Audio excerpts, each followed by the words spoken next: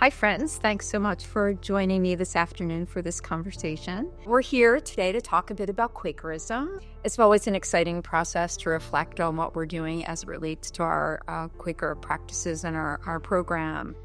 So I guess I'll start with you, Lily. Quakerism is very important to the early childhood program, and we recently developed a book I wrote and with the help of the Quakerism committee, and I created some illustrations, pictures, to go with the book. And the idea is to have the language in a way in which younger kids can understand it. So the book kind of guides you through going to meeting for worship, and it talks about a class getting ready to go and what it means to sit in meeting and what the inner light is. So it's something that we read at the beginning of the year, and then it kind of gave the kids a really good start. Do you think the youngest learners get it? I think they do. Some of them take it very seriously. I think they understand what inner light is, in a sense. Like, they understand that there's something special about them, and to reflect on that. So I think they do get it. So, Gabby, do you want to talk a bit about what's been happening in the middle school? I know that you've updated a bit the Quakerism course. So I'll talk about two aspects of Quakerism in the middle school. The first is our the 7th grade Quakerism class that is required, and that I inherited from a lot of different teachers over the years, including Kathy Palmier and Dorothy Carey. And I've added an element that is based on case studies of famous Quakers throughout history. And so each week we look at one of the spices, so one of our Quaker testimonies, Quaker disciplines, and pair it with a person who lived that testimony some way in their life. And the other piece is every week we have meeting for worship, and in the middle school we have meeting for worship prep, which means that the students investigate a query in their small homeroom classes, and then we either go to the meeting house, or we have mixed grade worship, or we have homeroom worship, which is like a smaller intimate group. There's a lot of variation, but at its core is like togetherness around the ideas of the testimonies. So, Anne, what's new about upper school Quakerism and meeting for worship? One of the things that we have really emphasized in the last kind of 2 years is student voice. And we really wanted to bring student voice into our meeting for worship, and also have students just see each other, experiencing meeting for worship, leading meeting for worship, with our seniors on the front. Members of the upper school Quakerism committee have worked with members of student clubs and other leadership groups to develop queries that they then bring and read at meeting for worship. But we also really emphasize kind of how Quakers use queries, and that query messages in meeting don't have to respond to queries either.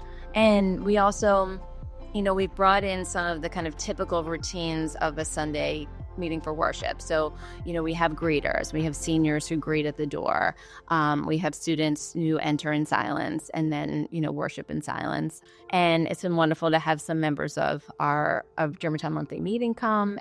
So, Jenny, lower school. So this year we have 5th graders serving as greeters at the door, and 5th graders who help choose a query for us each week when we're in formal meeting.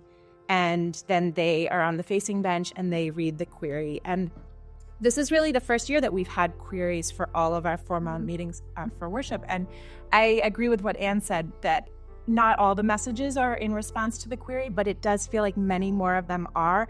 And I feel like the meeting is a little bit more gathered and sort of focused as a result. It's been really nice to see. I think another important piece we've been working on is we had the DEI committee and the Quakerism committee worked together over the summer to do some curriculum updating for our meeting for worship prep curriculum. And it was really powerful to align those two groups of people and our work in DEI and Quakerism, because there's so much overlap.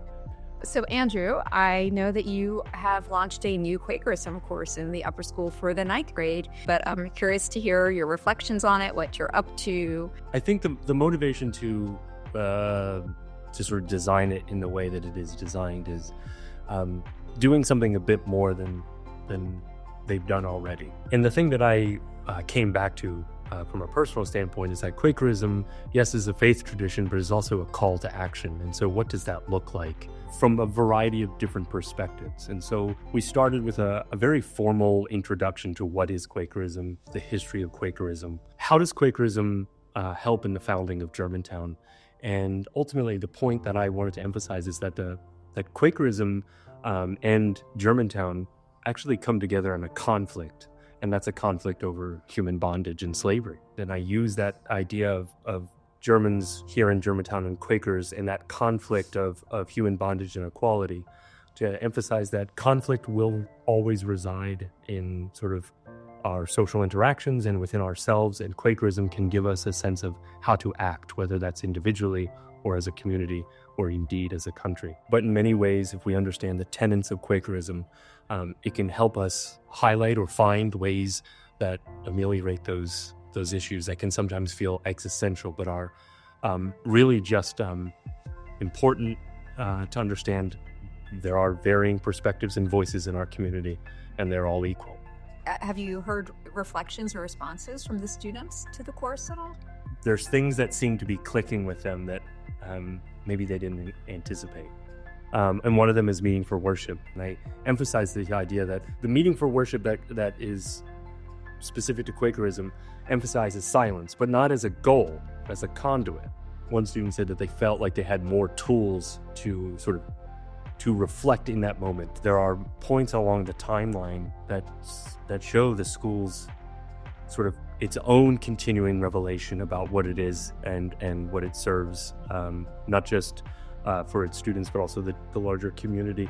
And that was really interesting to see the kids connect with this idea that the school is an institution that lives and grows just as much as they are. It's really interesting to listen to your comments and the work that's going on in each division and use the term developmentally appropriate. It's never going to be the same in meeting for worship for every student or across our divisions, but we could kind of see a thread of continuity from our youngest learners to our oldest learners in the school, as colleagues in the school. If you could speak to how you think our colleagues, the adults in the community, experience Quakerism at the school, or work that we do with new faculty or that we've been doing that may help folks new to Quakerism, adults new to Quakerism, kind of on board to it.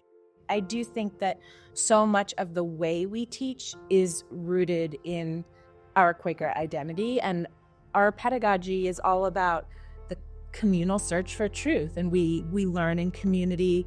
And so many of our teaching practices, I think you can find a connection to a Quaker belief or a Quaker practice that can help explain them. But when we hold that up to the light and say, there's a reason behind this, I think it helps people understand what it is that makes our teaching really meaningful. There's something really interesting and also difficult about teaching spirituality.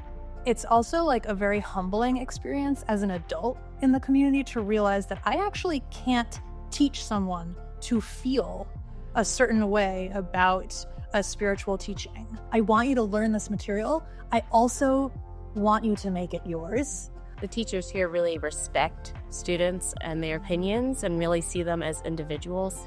Even like early childhood, we are encouraging them to be themselves and to grow within themselves. And I think having those Quaker roots and those Quaker values kind of trickle up is really important. It's really fun to see. I think teachers take very seriously their role as stewards of our students' spiritual experience, and I think that's transcendent.